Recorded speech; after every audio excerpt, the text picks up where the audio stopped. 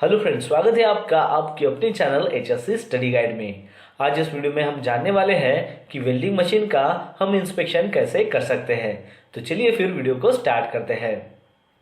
तो दोस्तों, आपके सामने में ये वेल्डिंग मशीन है। जब भी हमारे साइट पर कोई अगर नई वेल्डिंग मशीन आती है या फिर दूसरे साइड से कोई अगर पुरानी वेल्डिंग मशीन आती है तो उसको काम में लाने से पहले हमें उस वेल्डिंग मशीन का इंस्पेक्शन करना होता है।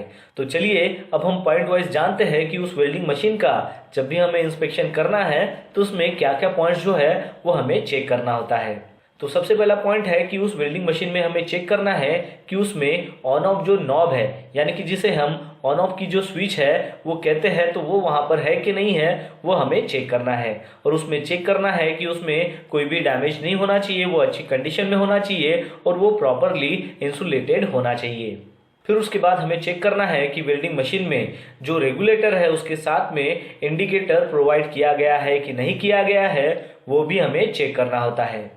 फिर उसके बाद हमें चेक करना है कि जो वेल्डिंग केबल्स है जो हम कनेक्ट करते हैं वेल्डिंग मशीन के साथ में, तो उस वेल्डिंग केबल्स को जब भी हम वेल्डिंग मशीन के साथ में अटैच करते हैं, लगाते हैं, तो वो जो जॉइंट्स है वहां पर लग्स लगे हैं कि नहीं लगे हैं वो भी हमें चेक करना होता है। फिर उसके बाद हमें चेक करना होता है कि वेल्डिंग केबल्स का जो इंसुलेशन है तो उसके ऊपर कोई भी डैमेज नहीं होना चाहिए, वो हमें चेक करना होता है। फिर उसके बाद हमें चेक करना होता है कि इलेक्ट्रोड रॉड का जो होल्डर है और अर्थिंग जो होल्डर है उसमें कोई भी डैमेज नहीं होना चाहिए और वो प्रॉपर कंडीशन में होना चाहिए, वो हमें चेक करना होता है। फिर उसके बाद हमें चेक करना होता है कि वो जो वेल्डिंग मशीन है तो उसमें जो हम पावर सप्लाई लगाते हैं तो पावर सप्लाई के लिए वहां पर इंडस्ट्रियल टाइप जो प्लग है उसका ही वहां पर इस्तेमाल होना चाहिए, वो हमें चेक करना होता है। फिर उसके बाद हमें चेक करना होता है कि वेल्डिंग मशीन का जो इंटरनल लाइव इलेक्ट्रिकल जो पार्ट्स है वो एक्सपोज नहीं होना चाहिए, वो फुल्ली कवर होना चाहिए, वो हमें चेक करना होता है। फिर उसके बाद हमें चेक करना होता है कि वेल्डिंग मशीन के लिए 30 मिली एम्पियर ELCB का ही इस्तेमाल होना चाहिए।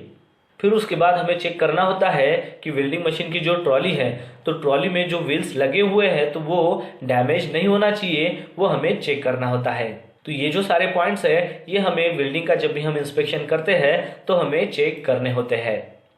तो दोस्तों, आशा करता हूँ कि आपको इस वीडियो के माध्यम से पता चल गया होगा कि वेल्डिंग मशीन का हम इंस्पेक्शन कैसे कर सकते हैं। तो बस आज के लिए इतना ही, मिलता है नेक्स्ट वीडियो में एक नए टॉपिक के साथ में। तब तक के लिए टेक केयर, बाय बाय।